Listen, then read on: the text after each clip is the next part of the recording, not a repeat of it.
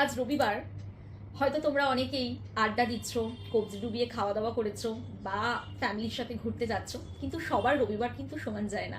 এই দেখো না, আমার সকাল থেকে কাজ নিয়ে বসে আছি, ল্যাপটপ নিয়ে বসেই আছি, কাজ করেই যাচ্ছি, কারণ রবিবারটা আমার একেবারেই হলিডে নয়।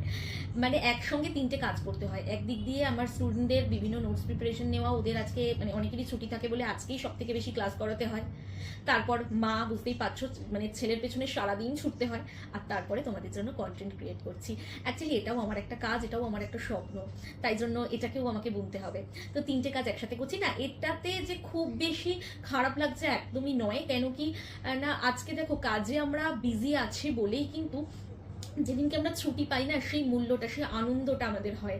আর পরিশ্রম করছি বলেই কিন্তু সেই বিশ্রামের আনন্দটা পাওয়া যায়।